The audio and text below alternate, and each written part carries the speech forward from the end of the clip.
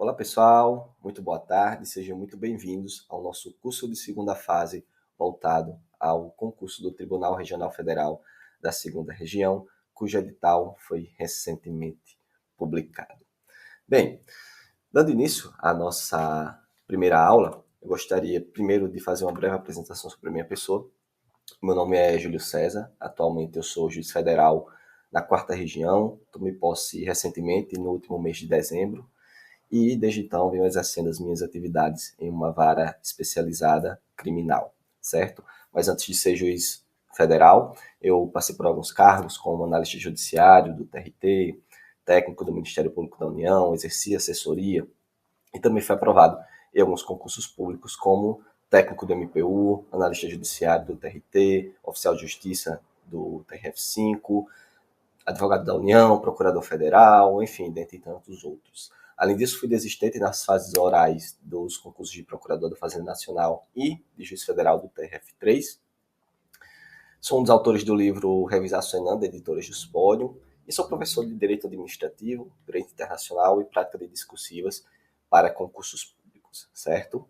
Bem, estou aqui a convite do Treino Subjetivas para trazer para vocês alguns pontos específicos voltados à prova do TRF2 que se avizinha e que dispensou o ENAM, de modo que vocês já entrarão diretamente, digamos assim, na segunda fase do concurso.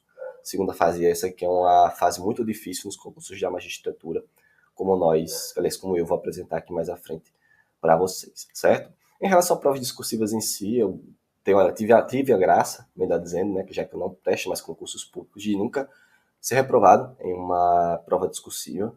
Já fui reprovado em primeiras fases, mas ao chegar nas segundas fases nunca tive uma reprovação, certo? Isso porque desde o início da minha preparação eu já dei uma atenção especial à fase discursiva.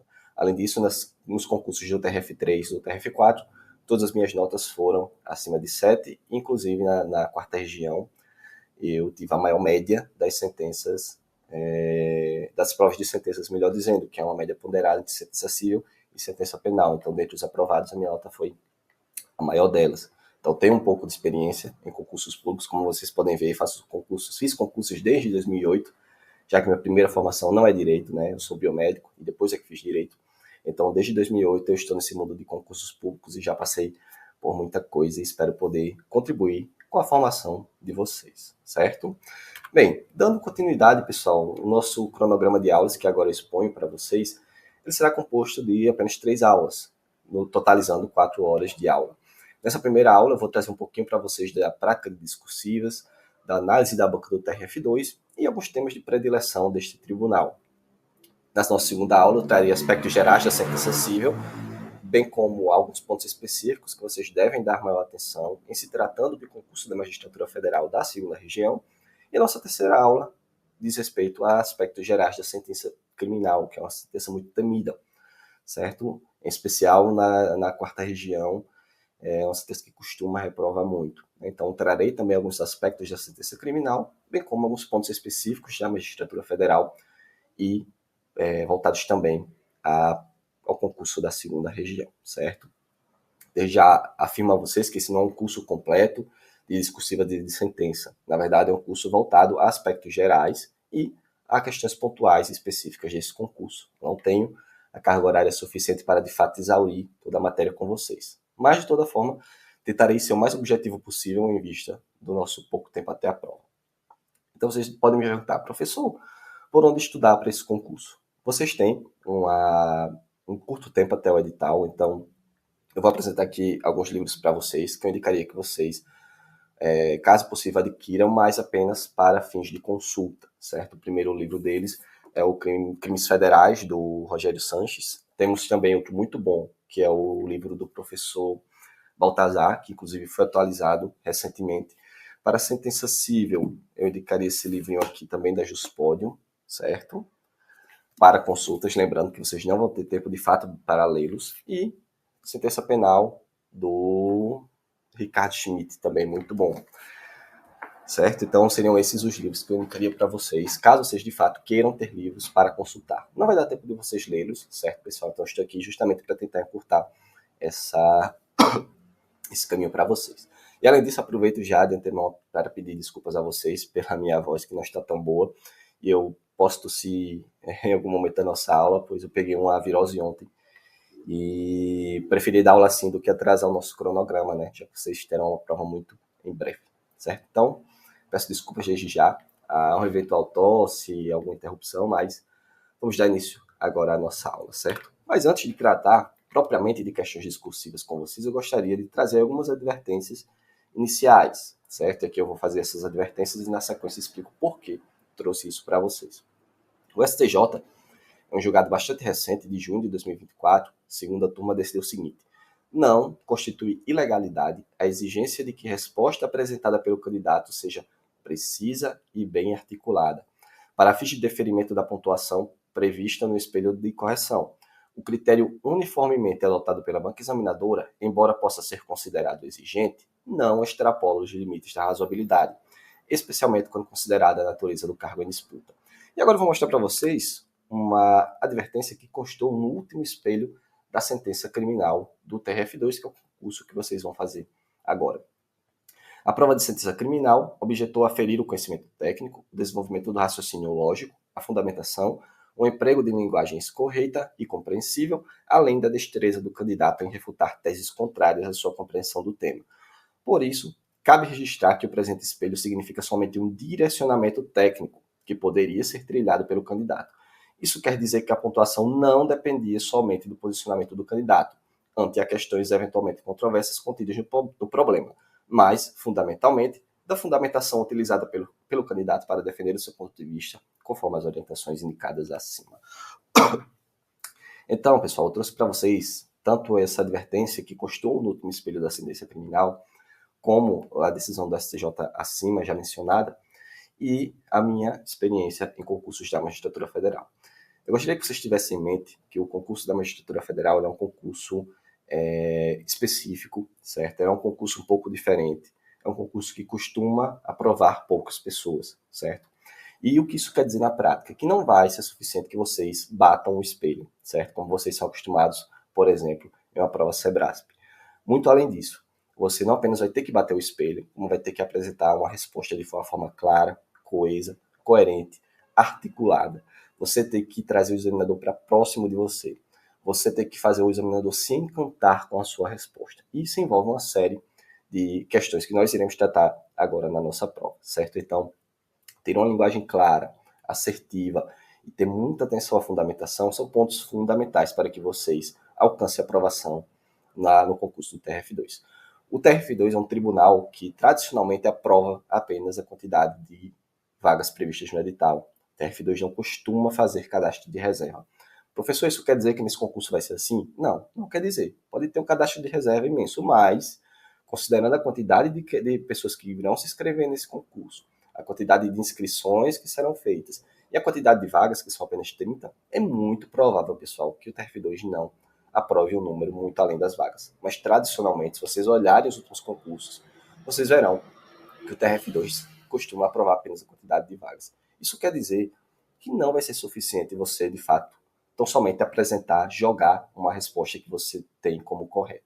É necessário que você, de fato, articule e apresente essa resposta de uma forma bastante prazerosa para o examinador corrigir.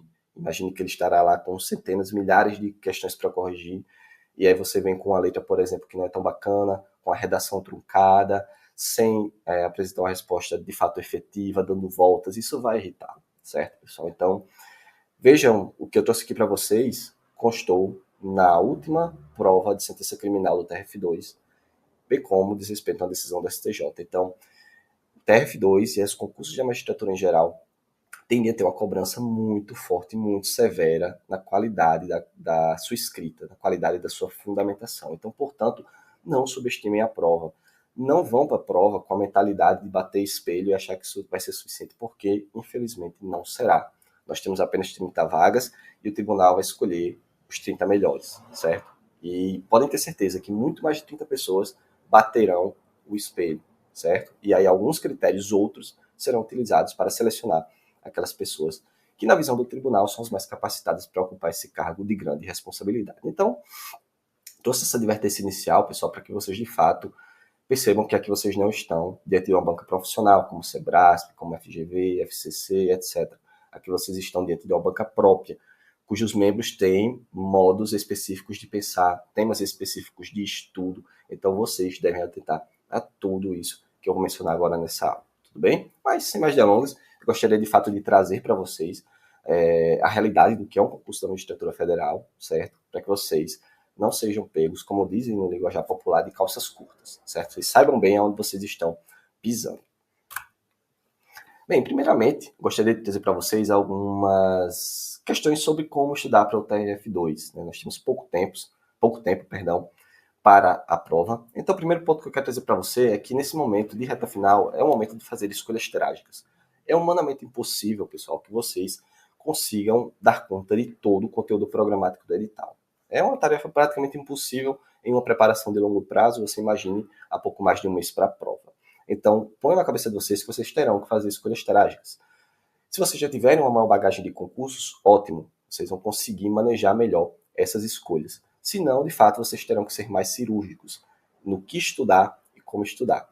Mais na frente eu vou fazer uma análise da banca examinadora, apresentar os temas de maior predileção dela, bem como vou trazer para vocês alguns pontos que eu acho importantes que vocês levem para a prova. Mas não fiquem ansiosos por não conseguir estudar tudo, porque infelizmente o tempo é muito curto. Então, o primeiro aspecto que eu gostaria de trazer para vocês é: não se aperreiem, não fiquem nervosos, porque de fato, assim como para vocês, para você que está assistindo a aula, para todos os demais candidatos, será necessário fazer escolhas trágicas e estratégicas. O segundo ponto é que vocês devem ter muita atenção ao perfil da banca. Isso porque, como eu já mencionei, a banca do TRF2 é uma banca própria. São os próprios membros da banca examinadora que vão formular as questões e vão corrigi-las. Pela quantidade de questões previstas no edital, de 8 a 20, muito provavelmente, não apenas os membros titulares, mas os membros substitutos também vão formular questões e corrigi-las, certo? Isso é muito comum nos concursos da magistratura, mas nesse especificamente fica ainda mais claro, e é provável até que alguns dos examinadores formulem mais de uma questão, tudo bem? Então, tenham muita atenção ao perfil da banca, que eu vou trazer um pouco mais à frente para vocês. O terceiro ponto, que também não é menos importante, diz respeito ao perfil do cargo. O cargo da magistratura federal tem alguns assuntos específicos que têm uma maior predileção dos examinadores. Então, toda a parte processual, como processo civil, processo penal, é fundamental para que vocês façam uma boa prova de sentença. É fundamental também que vocês estejam muito antenados nas últimas decisões, das últimas resoluções, melhor dizendo, do CNJ, como, por exemplo, linguagem simples, questões envolvendo o direito da antidiscriminação, que estão muito em voga, enfim, normativas em geral do CNJ, que envolvem, por exemplo, minorias, como índios, como população LGBT, que ia mais, pessoas em situação de rua, dentre outras questões. Então, os direitos humanos, eles conversam muito com os demais temas a serem abordados na magistratura federal. O direito internacional também é muito forte no âmbito dos tribunais federais, certo? Então, tenham atenção, bem como o direito previdenciário. Isso porque é praticamente impossível que um juiz com maior tempo de carreira não passe, em algum momento dessa carreira, por uma vara previdenciária. Então, tenham muita atenção a essas especificidades do cargo. O quarto ponto diz respeito à legislação. Nesse momento, como vocês poderão levar o vadimeco para consulta na hora da prova, eu não indico que vocês, de fato, utilizem o tempo de vocês para ler a legislação. O estudo da legislação já foi feito por vocês, tanto é que vocês foram habilitados no ENAM, mas, de fato, não é o momento de você sentar para ler lei. Você terá à sua disposição para consulta os seus vademecums. Além disso, em relação à legislação em si, eu indico que você insira o estudo dela durante o estudo das discursivas e das sentenças, enquanto vocês treinam.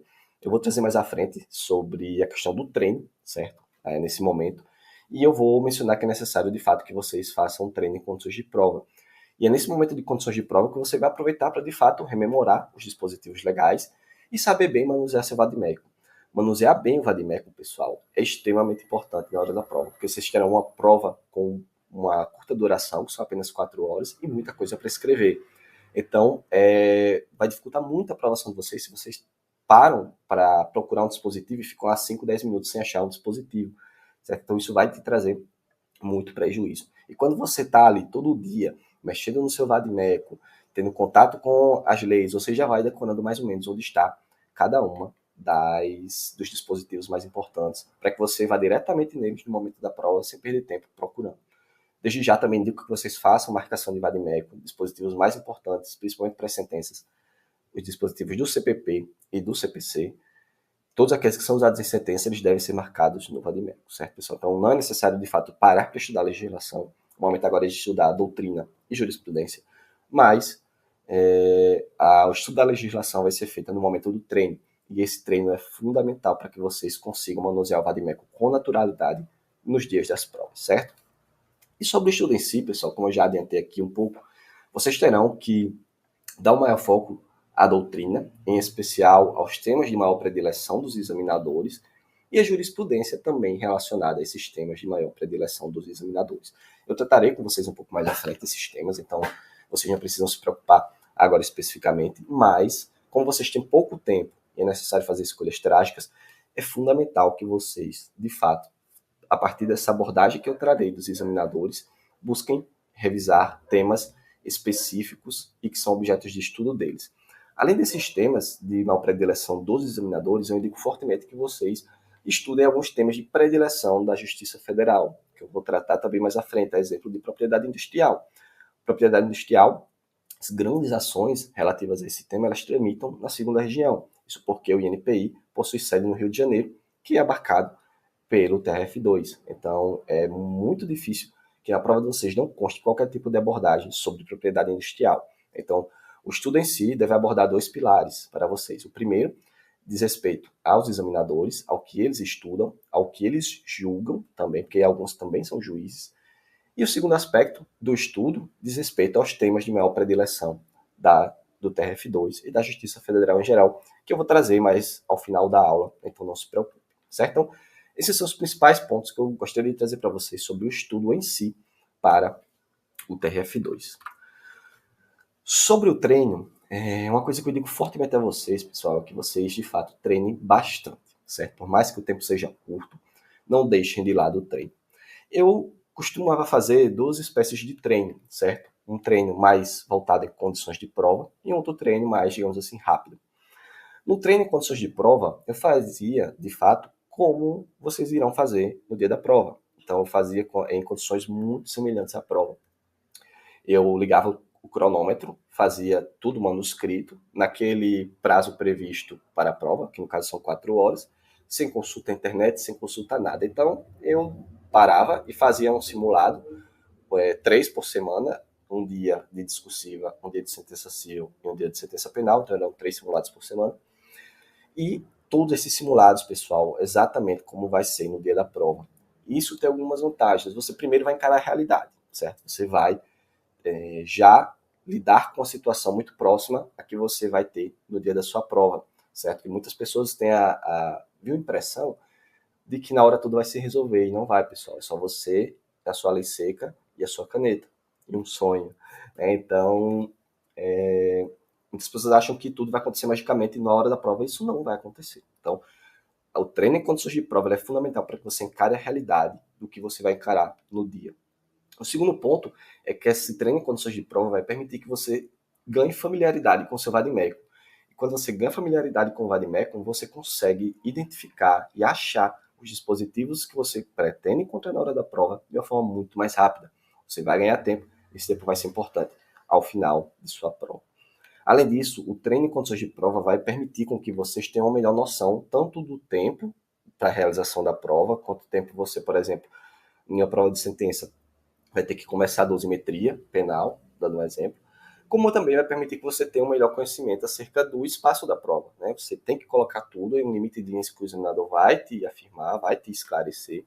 Então não é interessante nem que você escreva pouco e fique muitas linhas sobrando, porque vai passar a impressão ao examinador que você não tem conhecimento suficiente para encher aquelas linhas, bem como você também não pode deixar de colocar coisas que eles esperam, né? Porque aí de fato você vai ter um prejuízo muito grande na sua pontuação.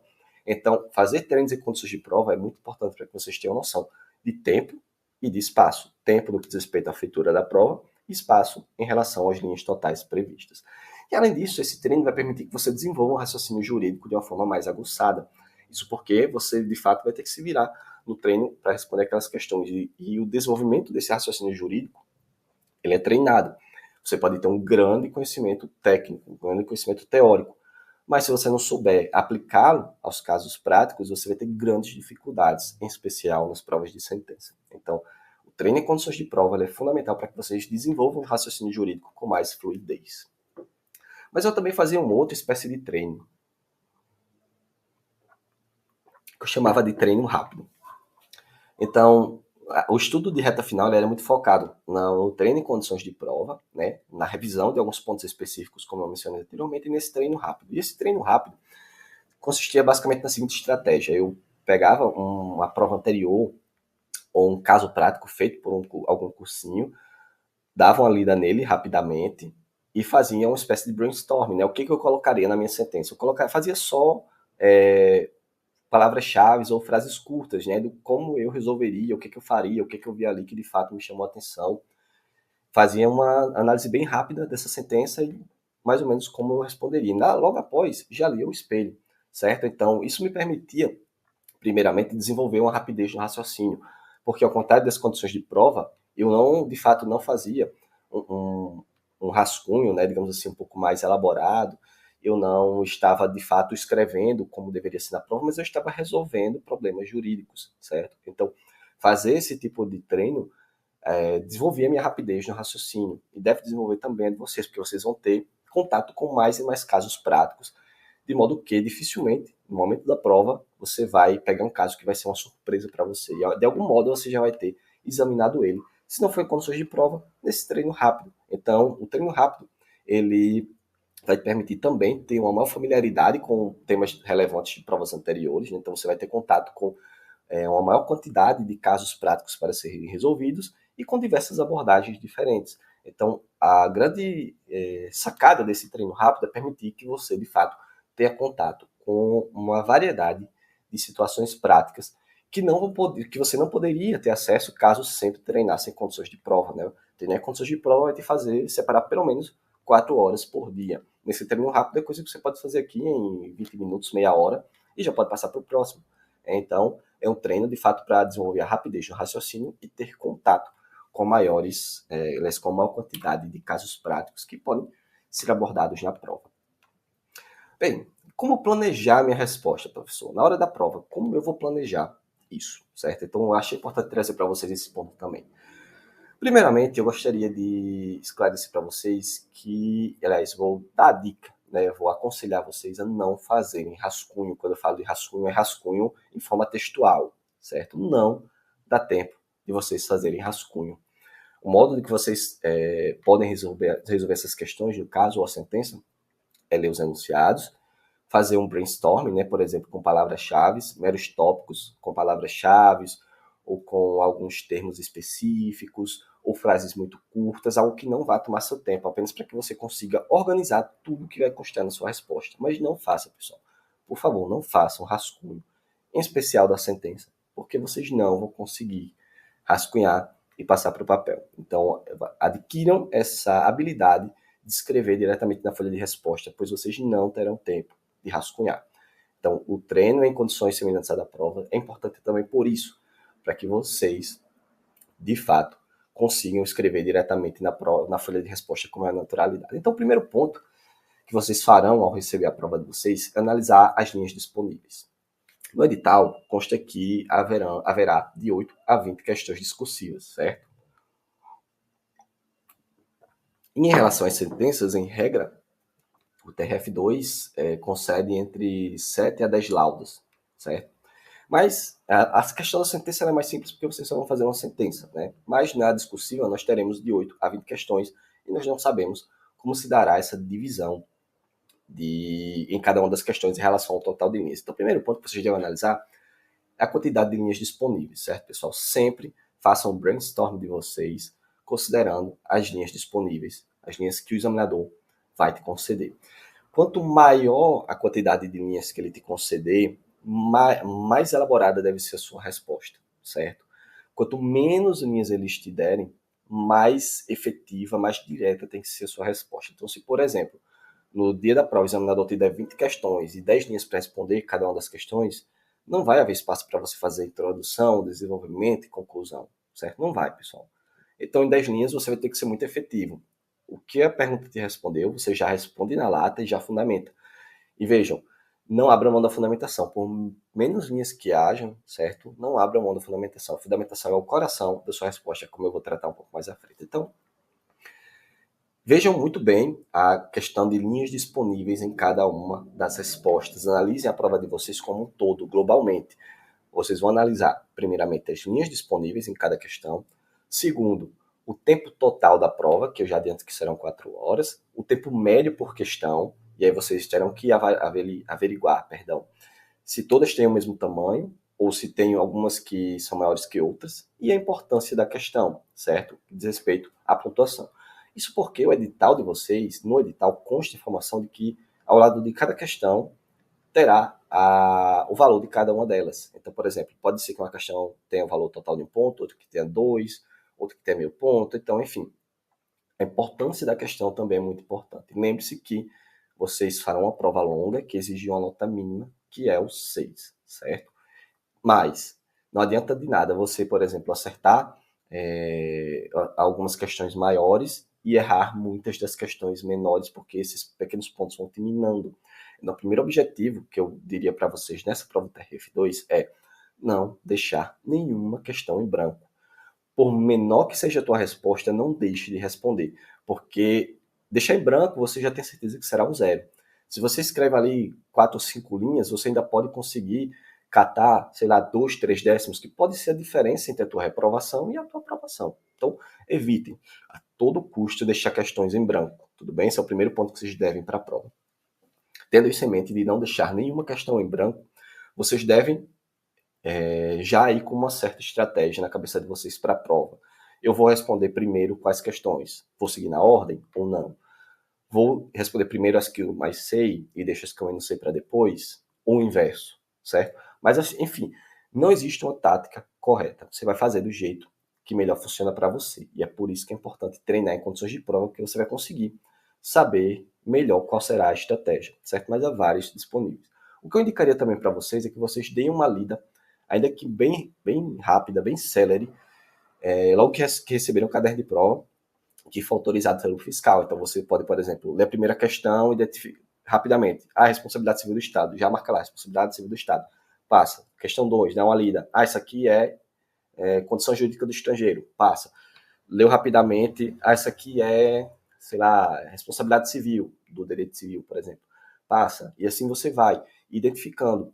Porque nesse momento você já vai aquecendo a sua cabeça para fazer a prova e seu cérebro já vai, de certa forma, maquinando para puxar esses assuntos que vocês vão responder. Então, eu indicaria também que vocês fizessem uma primeira leitura dinâmica, marcando o assunto de cada uma das questões, certo? E aí você já consegue identificar mais ou menos quais são aquelas que você de fato tem mais familiaridade, que você vai saber responder com mais tranquilidade, e as que você não sabe, certo?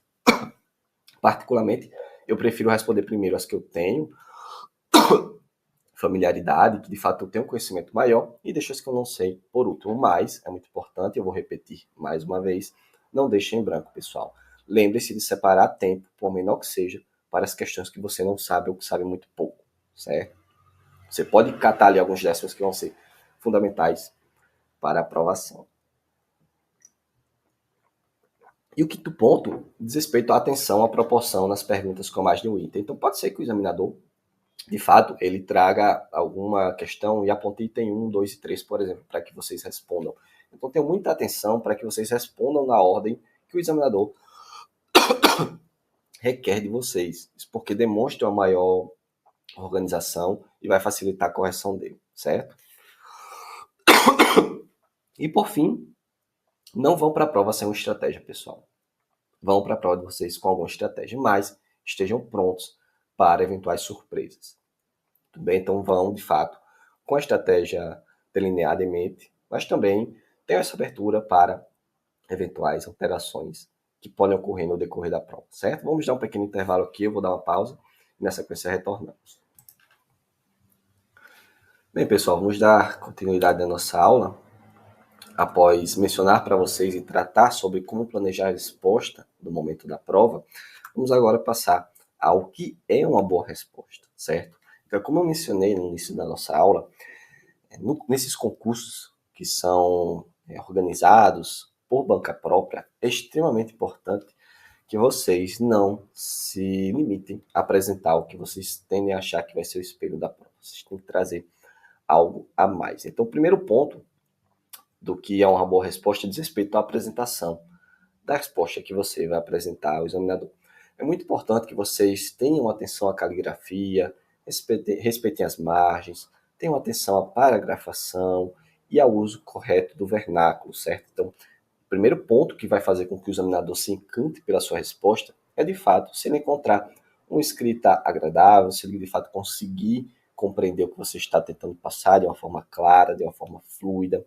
Além disso, com o português correto, utilizando-se de termos técnicos, o que não significa que vocês utilizarão termos rebuscados, certo? Existe uma grande diferença entre uma coisa e outra.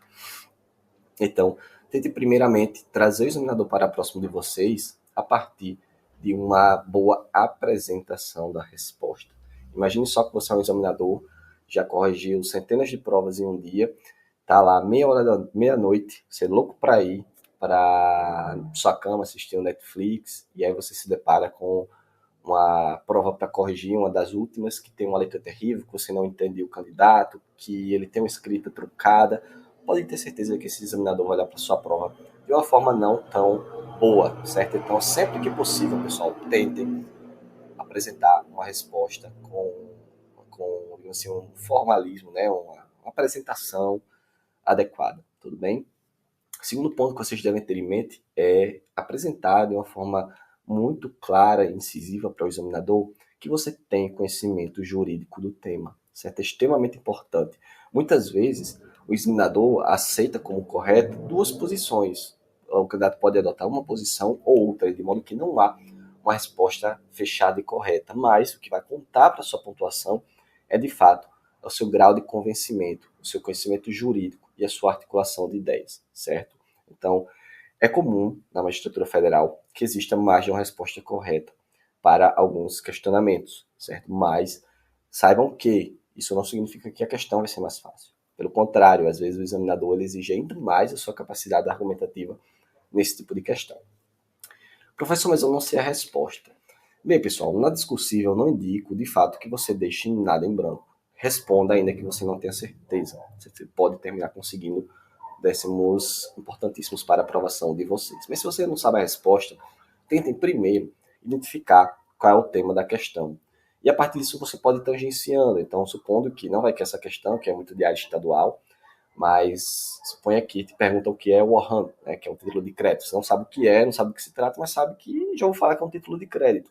Então tenta tangenciar o tema, trata do conceito de título de crédito, das suas características, da sua importância na sociedade moderna, certo? Tenta tratar também algumas questões específicas que constam no Código Civil, ou que você se recorda, enfim, tenta tangenciar o tema, certo? Mas não deixa em branco.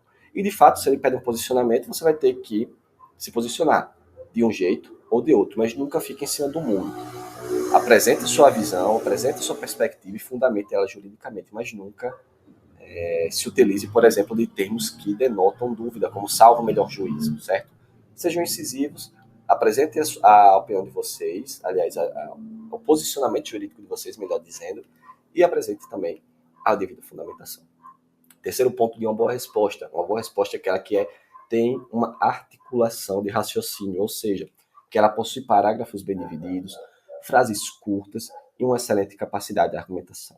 Então, pessoal, na prova de vocês, tentem sempre dividir adequadamente os parágrafos. Evitem parágrafos muito curtos, mas também evitem parágrafos muito longos. Evitem também orações longas.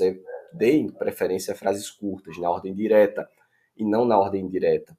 Muito cuidado na utilização das vírgulas, isso também pode gerar problemas para vocês.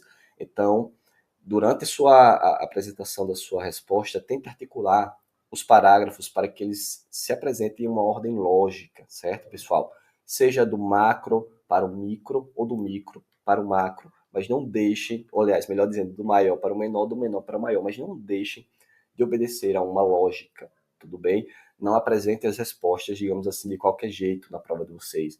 Faça um primeiro parágrafo, Se tiver espaço para fazer introdução, ótimo. Se não der, vai direto para a resposta.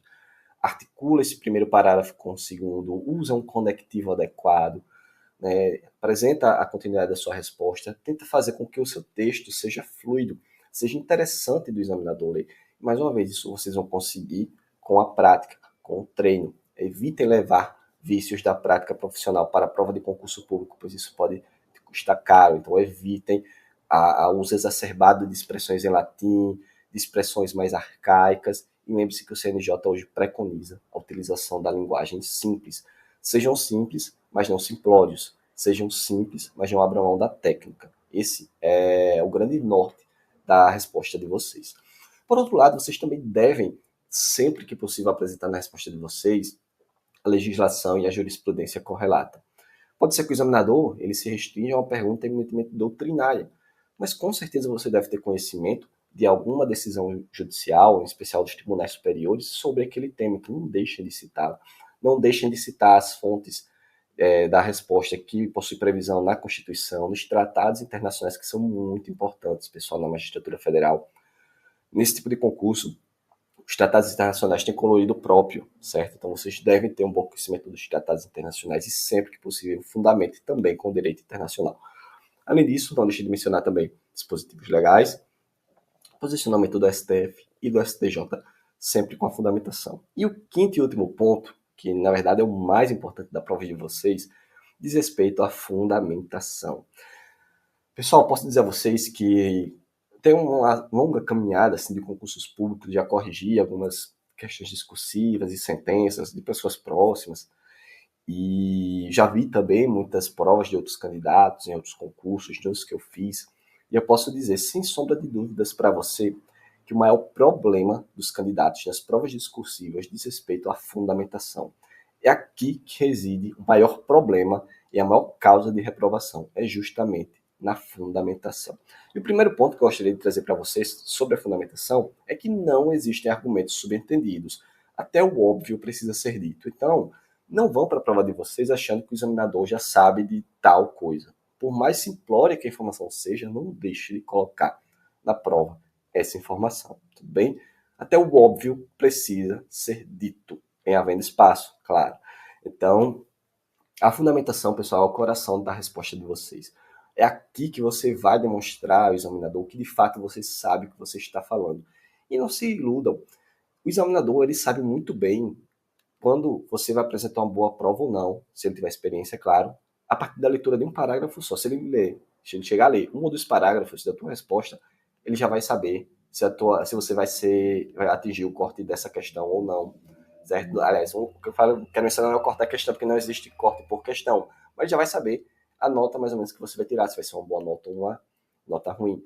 E isso, eu já ouvi, inclusive, de um dos juízes federais, melhor dizendo, que já foi examinador em provas de concurso público. Em determinada live no YouTube, ele mencionou, olha, eu olhei o primeiro parágrafo, eu sei se a pessoa vai tirar uma boa nota ou não. Então, assim, veja como é importante você saber apresentar bem a sua resposta, certo? Desde o início. Então, a fundamentação, como eu já mencionei, é o coração da tua resposta. É aqui que você vai demonstrar ao examinador que você sabe o que você está falando, e que não só você sabe o que você está falando, como você sabe o porquê do que você está falando, certo? Então, para tratar da fundamentação, primeiramente eu vou trazer para vocês o que não é uma resposta bem fundamentada. E depois a gente fala sobre o que é uma resposta bem fundamentada, certo? Vamos fazer aqui o caminho contrário. Talvez vocês se identifiquem com algumas desses exemplos. Então, o que não é uma resposta bem fundamentada, pessoal? Vamos lá, coloquei aqui para baixo. Bem, fazer mera menção a dispositivo legal não é fundamentar a resposta, certo? Então tenham em mente. Por exemplo, vejam só essa redação. Mantenha uma prisão preventiva de A, suponha que é uma redação em uma prova de sentença penal. Na sentença penal, vocês terão que tratar sobre a decretação da prisão na sentença, ou a manutenção, enfim. Mantenha a prisão preventiva de A com fundamento no artigo 312 do CPP, uma vez presentes os elementos que ensejaram a medida. Veja só, uma resposta extremamente vaga, uma resposta que demonstra que o candidato não tem conhecimento sobre o que ele está falando. Ele simplesmente justifica a manutenção da prisão preventiva de uma pessoa com fundamento no artigo 312, mas ele não diz que elementos são esses e nem faz análise do caso concreto, demonstrando que os elementos que o CPP fala estão presentes no caso e que por isso ele decreta a medida. Então vejam, isso não é resposta fundamentada, pessoal. Provavelmente, se você colocar isso aqui na tua prova de sentença, e, por exemplo, você vai ler 2 décimos, 3 décimos, você vai levar um zero. Sequer vão dar um décimo por conta disso aqui, porque o examinador entende que isso não é uma resposta fundamentada. Segundo exemplo, mera menção à jurisprudência. De acordo com a jurisprudência do STJ, trata-se de concurso formal de crimes, mais exatamente de 3 delitos, motivo pelo qual exaspero a pena em 1/5. Vejam, o candidato aqui, na hora de tratar da exasperação da pena, a sentença penal, simplesmente diz que faz no patamar de 1/5, nos termos da jurisprudência do STJ. Ele só menciona a jurisprudência. Mas a jurisprudência ela tem uma fundamentação. Por quê? O STJ entende que é 1/5. E aí que caberia ao candidato, por exemplo, dissertar.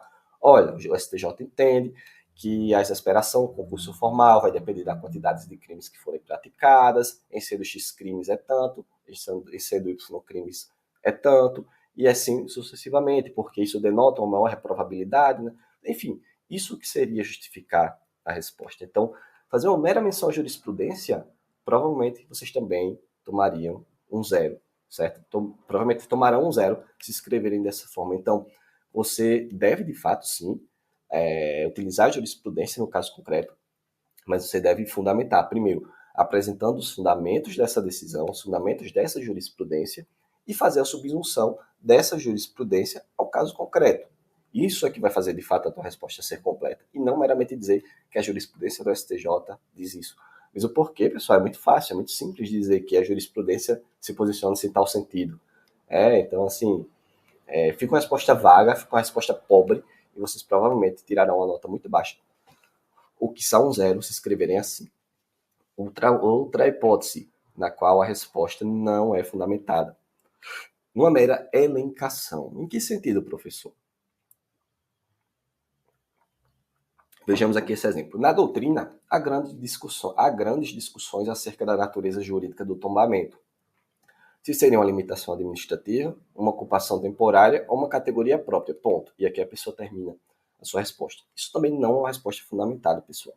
Porque aqui o candidato simplesmente elencou determinadas correntes jurídicas. Em nenhum momento ele chegou a tratar de por que há essa divergência e o porquê cada um defende o seu ponto de vista. Então, uma mera elencação também não representa uma resposta fundamentada. Nesse caso aqui, de fato, seria necessário apresentar o fundamento de cada uma delas e, se for o caso, o motivo delas não serem aceitas. E ao final você justifica, olha, majoritariamente aplica-se a teoria tal. Tudo bem? Então não deixem de complementarem a resposta de vocês. Não se limitem a mencionar jurisprudência, a mencionar dispositivo legal ou a elencar algumas hipóteses. O que também não é uma resposta fundamentada, quando você utiliza a doutrina como argumento de autoridade. Então você fala, de acordo com a doutrina de fulano, tá. Então, evitem esse tipo de conduta, certo, pessoal? De usar a doutrina como argumento de autoridade. Evitem citar nomes de pessoas específicas na tua prova, a não ser que seja, de fato, uma pessoa extremamente conhecida por conta daquela doutrina, daquela teoria, como o Zaffaroni da vida, como o Alexi. Esses vocês podem citar, mas evitem citar autores, de fato, que não são tão consagrados assim, certo? E que muitas vezes não têm uma produção acadêmica sólida, certo? Então evitem. Você não sabe, provavelmente, talvez, o teu examinador não goste nem um pouco daquela pessoa, daquele doutrinador, isso pode causar uma antipatia no examinador. Então evite. Então sempre fundamente. Se você não quer com risco, diga, parte da doutrina se posiciona assim, outra parte se posiciona assim, por conta disso, daquilo, mas atualmente vigora ou prevalece a doutrina tal, por conta disso, daquilo, certo? Então, evitem simplesmente jogar a doutrina como argumento de autoridade. Isso em prova oral pode te dar grandes problemas, né? Tipo, de você jogar um autor que você não conhece tanto, o examinador, já que você conhece, já que você falou de fulaninho, o que ele fala sobre isso? Ou diga aí em que livro ele mencionou isso, e aí você pode ficar em calças curtas, né? Então evitem esse tipo de abordagem já na prova discursiva. Também não é uma resposta fundamentada quando você utiliza-se, aliás, aqui eu já falei, né, a ausência de fundamentação dos julgados. Um outro exemplo, na verdade eu copiei. Então, uma resposta ela não é bem fundamentada quando ela não apresenta a fundamentação dos julgados. Então, não se limite, pessoal, a apresentar a tese do julgado. Vocês não apenas têm que saber a tese, mas têm que saber o porquê que o STJ ou o STF chegaram naquela tese. Isso é que, de fato, vai fazer a tua resposta se destacar das respostas dos demais. Então, por exemplo, você pode citar, de acordo com o decidido pelo STF, na ciência de repercussão geral, aí você trata, por exemplo, daquele caso da denunciação da LIDE na responsabilidade civil do Estado. Bom, você apresentou a tese. Mas e os fundamentos? Onde estão? Por isso que é importante que vocês leiam, por exemplo, ao estudarem esse assunto, no buscador do seu direito, leiam a versão completa, entendam os fundamentos dos julgados, certo? Apresentar apenas a tese principal do julgado vai te fazer ter uma nota muito inferior. Então, supondo que determinado ponto vale um ponto da tua questão ou da tua sentença, e você se limita a mencionar a tese principal fixada no julgado. Provavelmente você vai tirar 2, 3 décimos. E quem de fato apresentar uma resposta completa, não apenas com a tese, mas também com os fundamentos, né, inclusive quando são mais de um, provavelmente essa pessoa vai ter uma nota muito maior, próximo à nota máxima. Também não é uma resposta bem fundamentada, uma generalização inadequada, como, por exemplo, todos os atos administrativos são dotados do atributo da auto-executoriedade. Evite, pessoal, fazer generalizações, certo? Porque nós sabemos que no direito nós temos várias e várias exceções. Então, evitem utilizar-se de generalização inadequada. E sempre que você trouxer a regra, tentem trazer também a exceção para mostrar ao examinador que vocês sabem exatamente, do que vocês estão falando. Então, tudo isso que eu trouxe para vocês, pessoal, representa vícios, equívocos na apresentação de respostas, certo? Então, eu vou trazer aqui para vocês o que fazer na hora da prova, mas como vocês devem fundamentar a resposta de vocês. Primeiramente, a análise da fundamentação ela vai variar muito da quantidade de linhas que você tem. Como eu já mencionei, quanto mais linhas você tem disponível e mais tempo, mais bem fundamentada deve ser a tua resposta. Não se iluda. Se o teu enunciado de sentença se é um enunciado relativamente simples e pequeno, pode ter certeza que a correção virá com um grau de severidade grande, certo? Não se engane com o que parece fácil, certo? E utilizando como exemplo, se vocês olharem a prova de sentença civil do TRF4, foi uma prova teoricamente simples. Dizia respeito a uma reversão de um policial rodoviário federal, a recondução, melhor dizendo, de um policial rodoviário federal que foi demitido em um PAD, digamos assim, inadequado. Então, parecia, em tese, um caso simples, né? Aquela jurisprudência do STJ sobre processo administrativo disciplinar. Então, muita gente baixou a guarda e fez uma prova, assim, na zona de conforto. E as notas foram, assim, trágicas, certo? Muita gente reprovou até mais do que a penal, porque o grau de exigência na correção foi muito grande, justamente porque o caso, em tese, era mais simples. Então, não subestimem a prova de vocês, certo? Levem a sério, deem o melhor. Vão para a prova para fechar, para tirar 10 e não para fazer só 6, certo? Pessoal, que vocês podem cair nisso que aconteceu com muitas pessoas. Muitas pessoas da prova TRF4 acharam que era um caso simples e baixaram guarda. E houve muitas notas baixas, como 2, 2,5, 1,9. Então, espero que vocês não baixem a guarda na prova de vocês, encarem com seriedade, por mais simples que pareça, mas não se enganam. Não se enganem. Se o enunciado está simples, provavelmente a exigência da correção será muito, muito alta. Certo? Então, tentem sempre fundamentar bem a partir da quantidade de linhas que você tem. Se você tiver poucas linhas, fundamente de uma forma bem mais direta, certo? Apresente diretamente a resposta, fundamente na sequência. Tente identificar se há fundamento constitucional, se há fundamento em tratados internacionais, se há jurisprudência da Corte Interamericana, se há jurisprudência dos tribunais superiores. Enriqueça a sua resposta. Se há divergência e há espaço, não deixe de colocar divergência. Aponte os prós e os contras de cada uma delas e apresente a tua resposta. Mas não fique em cima do muro, certo, pessoal? Muito importante. Magistrado que tem medo de decidir, ele não é um bom magistrado, certo? Então, o examinador se identificar que você está titubeando na hora de responder, você pode se prejudicar na hora da correção. Então, sempre vocês estão fazendo a prova de magistratura, ajam como magistrados. Apresentem as respostas que vocês, de fato, entendem como corretas, assumam esse ônus, esse risco e fundamentem. Então, sempre tenham muita atenção à fundamentação, certo? Bem, na hora da prova, o que vocês podem ou devem fazer? Primeiramente, o ideal é que vocês façam a leitura atenta do enunciado e façam marcações das informações fundamentais, né? Como eu já mencionei, eu costumava fazer uma primeira leitura muito dinâmica para identificar os assuntos que estavam sendo cobrados, e aí na sequência que de fato começava a minha prova. Então, façam uma leitura atenta dos enunciados, em especial os maiores, né, exemplo das sentenças. Sempre que vocês virem datas, é algo que chama atenção, porque vai influenciar em prescrição, pode influenciar em decadência, na sentença penal, pode influenciar em uma agora me fugiu, é uma minorante, né? Você tem casos agravantes e atenuantes, melhor dizendo, atenuantes relacionadas à idade. Então, tem muita atenção em detalhes que podem passar despercebidos. Se você está ali diante de uma sentença ou de um caso de crime ambiental, a lei do meio ambiente, a lei de crimes ambientais, ela tem hipóteses específicas de agravantes e atenuantes, né? Então, tenham muita atenção nisso. Leiam o enunciado e façam marcações em relação às palavras-chave que podem trazer uma influência maior na tua resposta. Na sequência, o ideal é que faça um brainstorming, né? Eu fazia em forma de tópicos. Todos os tópicos que vinham aparecendo na minha mente, eu colocava em um rascunho, né? Só palavras-chave, e depois fazia uma organização daquelas ideias. Por exemplo, se eu colocava o que era para estar mais atrás na frente, eu colocava 1, 2, 3, 4, para saber a ordem que eu iria abordar na minha resposta, né? Então, eu primeiro fazia o brainstorming com as palavras-chave, e na sequência eu numerava a ordem que eu iria abordar cada uma dessas ideias, e na sequência passava direto para a folha de resposta. O terceiro ponto, como é que tem relação com o segundo, que é a estruturação em tópicos e palavras-chave, inclusive fundamentos. Na sentença eu vou trazer na aula de sentença para vocês a importância de se dividir a resposta, a prova de sentença em tópicos, mas essa estruturação em tópicos e palavras-chave são relacionadas ao brainstorming, certo, pessoal? Não façam rascunho, como eu já mencionei. Quarto ponto, tenham muito cuidado com o tempo. Exerçam um controle rigoroso do tempo para que vocês não deixem nada em branco, em especial nas provas de sentença. O último ponto da sentença é o dispositivo.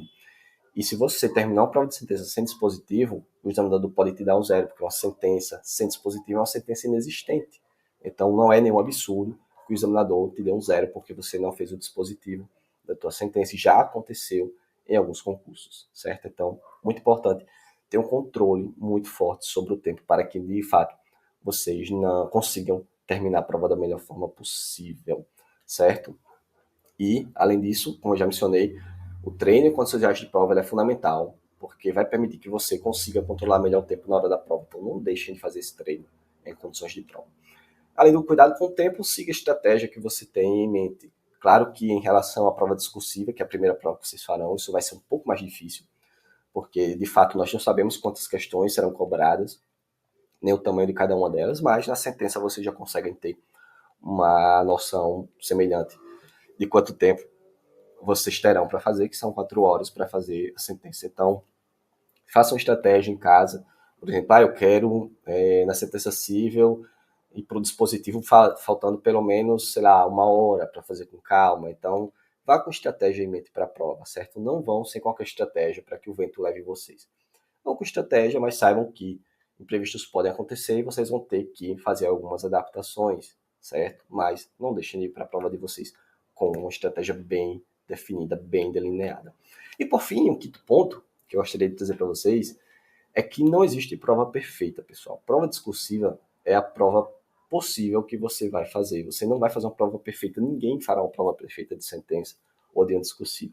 Você deve fazer a melhor prova possível dentro do tempo que você tem, do conhecimento que você já adquiriu, certo?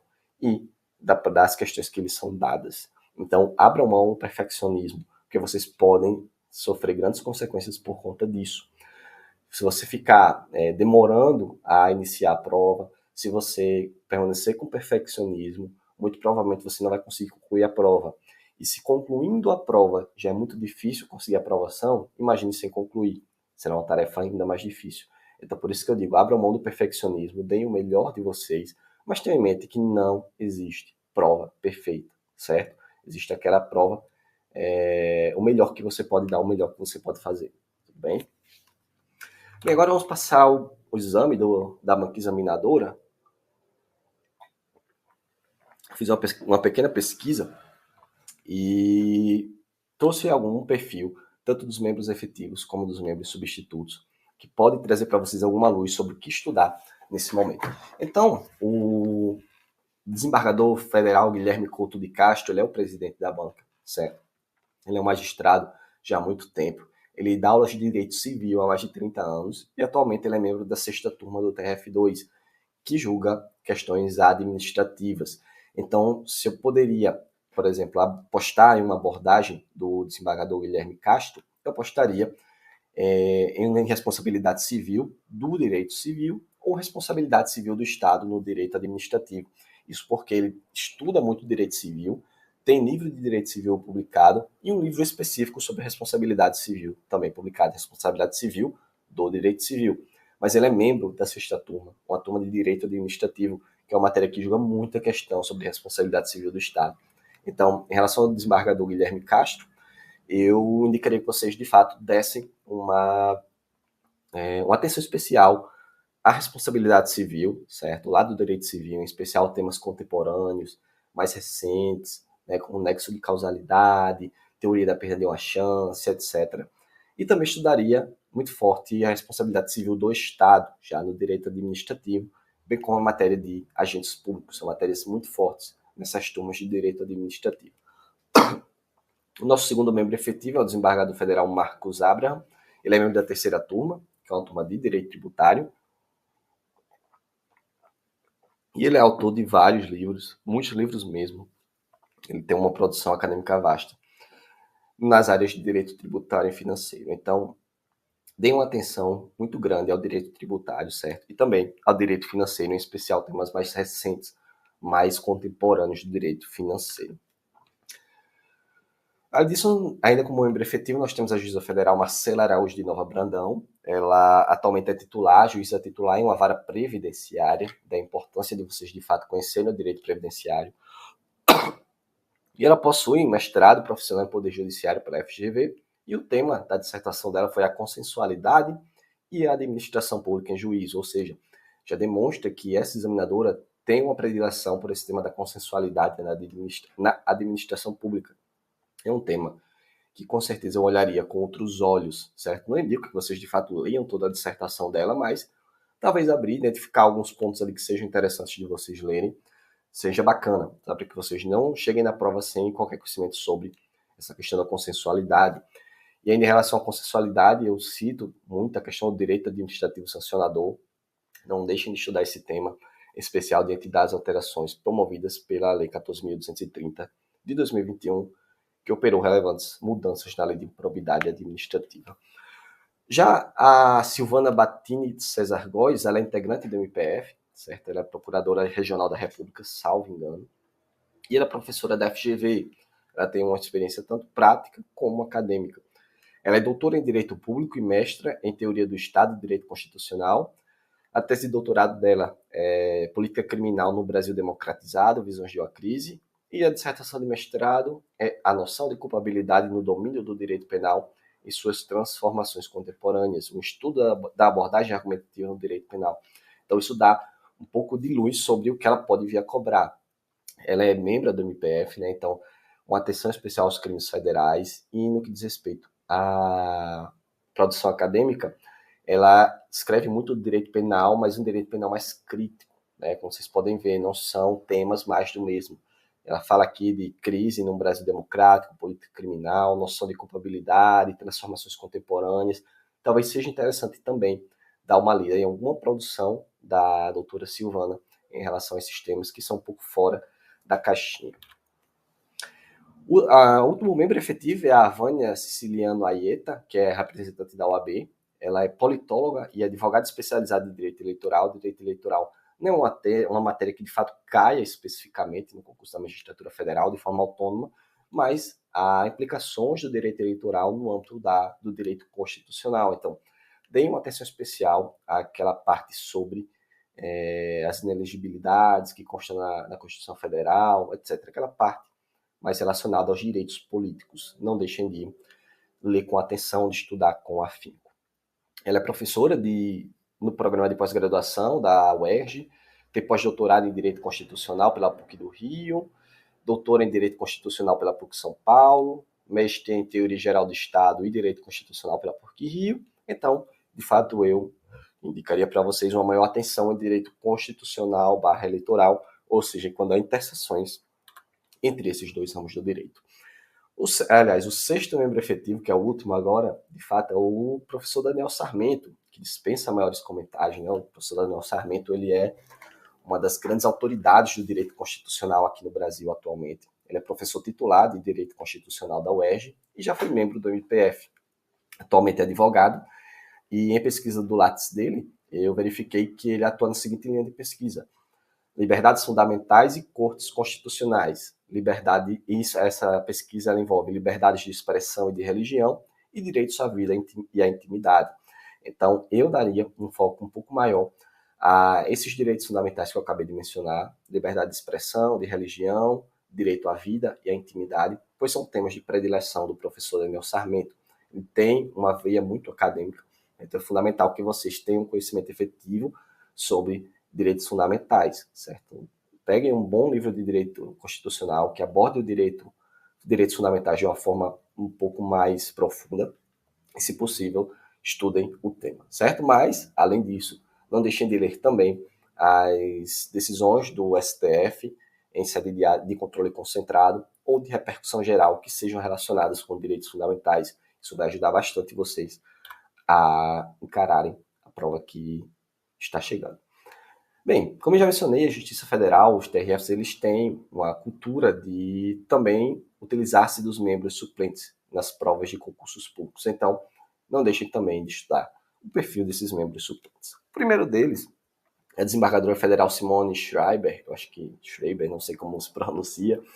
Ela atualmente é presidente da primeira turma do TRF2, que julga matérias de direito penal e propriedade industrial. Então, vejam bem, aquela questão da propriedade industrial que eu falei mais à frente para vocês, está aqui muito claro. Ela é professora associada de processo penal, doutora em Direito Público pela UERJ e mestre em Teoria do Estado e Direito Constitucional pela PUC-Rio. Além disso, recentemente participou de uma mesa com o tema A Opressão Histórica da Mulher. Então, se eu fosse apostar em um tema de abordagem dessa desembargadora, eu apostaria em direito da antidiscriminação, né, que é um dos temas novos e recentes, inseridos no conteúdo programático da Magistratura Federal, bem como no direito penal em si, que ela julga muito crimes em espécie, né, obviamente, e na propriedade industrial.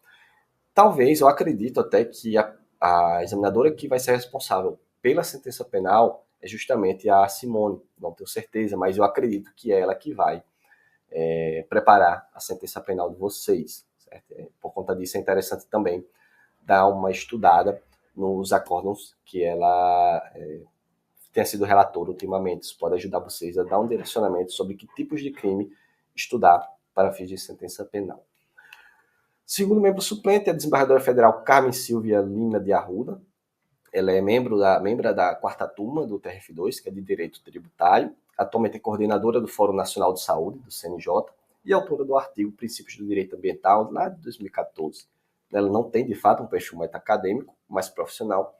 Então, em relação à desembargadora Carmen, eu frisaria muito o direito tributário e muito o direito à saúde, certo? Vou trazer mais na frente um tema do direito à saúde muito importante, mas é muito importante que vocês cheguem na prova de vocês tendo um bom conhecimento sobre as decisões dos tribunais superiores envolvendo direito à saúde, medicamento, etc. Terceiro membro suplente é o juiz federal Vlamir Costa Magalhães. Ele é pós-doutor em Ciências Jurídico-Criminais pela Universidade de Coimbra, doutor e mestre em Direito Penal pela UERJ. Ele é autor dos seguintes livros: Corrupção Privada e Futebol, o crime de lavagem de ativos no contexto do direito penal econômico contemporâneo e criminalidade econômica na era do direito penal constitucional. É professor de cursos de pós-graduação em ciências penais, enfim, etc. Então, é um examinador também muito focado no direito penal. Então, se a doutora Simone não for responsável pela sentença penal, muito provável que o Vlamir o seja. Quarto membro suplente é o Maurício Pereira Faro, que ele é advogado especialista em direito tributário. Mais um, pessoal. Então vejam a quantidade de membros da banca organizadora do concurso do TRF2 que estudam especificamente o direito tributário. Então, o direito tributário muito provavelmente vai ser uma peça-chave para a aprovação de vocês, inclusive há grandes chances de ser abordado até mesmo nas sentenças. na sentença civil, melhor falando, ou mesmo na sentença penal em relação a crimes contra a ordem tributária. Bem, ele é advogado especialista em tributário, concentra sua atividade prática no contencioso tributário, administrativo e judicial, inclusive com casos representativos de controvérsia perante TJs, TRFs, STJ e STF, onde atua constantemente em ADIs e recursos extraordinários com repercussão geral reconhecida. Em relação ao direito tributário, eu iria para a prova do TRF2 tendo em mente muito bem delineados esses casos julgados pelo STF e pelo STJ, em especial aqueles de caráter vinculante, certo? Então não deixem de estudar no buscador do seu direito a íntegra desses julgados de direito tributário, fixados em série de repercussão geral, de recursos repetitivos ou de controle concentrado de constitucionalidade. Bem, então, basicamente, os componentes dessa banca organizadora são esses que eu passei para vocês, certo?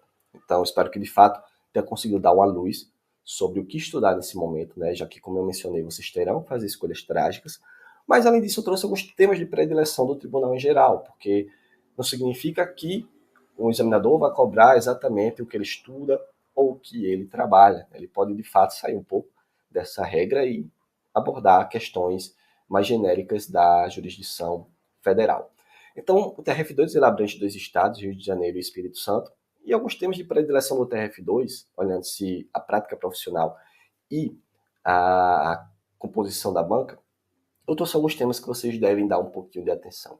O primeiro deles é o direito internacional privado. O direito internacional ele é dividido em público e privado. O público sempre é o mais forte da magistratura federal, mas atualmente vem ganhando mais espaço, mais evidência o direito internacional privado. Então, não deixem de estudar direito internacional privado para o TRF2, em especial a questão de alimentos transnacionais e de sequestro internacional de crianças, certo? São temas curtos e que vocês vão conseguir revisar rapidamente.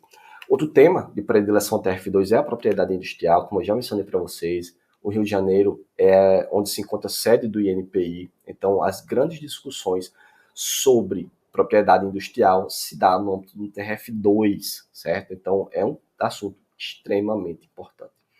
Outro assunto importante que eu daria atenção seria a improbidade administrativa, em especial diante das mudanças operadas pela Lei 14.230 de 2021 e a quantidade de decisões que vêm sendo proferidas pelo STF e pelo STJ sobre o tema. Inclusive, a última dissertação do TRF2 foi exatamente sobre improbidade administrativa. Outro ponto importante é a responsabilidade civil do Estado. É muito importante que vocês saibam muito bem esse assunto. A responsabilidade civil do Estado é um tema que sempre está em voga, que sempre é levado à apreciação nos tribunais regionais federais e que chegam posteriormente aos tribunais superiores. Mais um ponto, crimes contra a administração pública. Os crimes contra a administração pública, pessoal, são muito cobrados no TRF2. Se vocês analisarem as últimas 3 provas de sentença civil, vocês vão ver o que eu estou falando. Então, tenham muita atenção. Crimes contra a administração pública e aqueles relacionados, né? Então, tem muita atenção à corrupção ativa, corrupção passiva, peculato e aqueles que costumam ser relacionados a esse tipo de crime, como, por exemplo, crime da lei de licitações. Então, tenham muita atenção a esse tipo de crime, certo? TRF2, em regra, ele tem uma predileção, tem uma preferência por esse tipo de crime, em especial nas sentenças penais. Outros crimes muito importantes para o TRF2 que vocês devem estudar bastante, diz respeito aos crimes tributários, crimes contra o sistema financeiro nacional, crime de lavagem de capitais, crimes de organização criminosa, certo? Esse é o coração que costumeiramente é apreciado e analisado pelo TRF2, certo? E lembre-se que, inclusive, parte da Lava Jato tramitou no TRF2, no Rio de Janeiro, certo? Em relação ao direito previdenciário, eu daria um destaque para benefícios por incapacidade e aposentadoria especial, principalmente em virtude do fato de que uma das examinadoras ela é juíza em vara previdenciária. Também leria temas atuais sobre direito financeiro, né, em especial as alterações recentes que foram feitas na LRF, as alterações recentes que foram feitas na Constituição Federal, certo? Tentem dar uma ênfase a esses pontos mais recentes, mais atuais do direito financeiro. Direito tributário, então, nem se fala, como eu já mencionei, em virtude da quantidade, de examinadores que atuam com o direito tributário. Muito dificilmente ele não estará na prova de vocês. Então, é interessante que vocês também tenham um conhecimento ainda que mais resumido da reforma tributária, quais foram as principais mudanças, as perspectivas. É interessante que vocês, de fato, tenham esse conhecimento.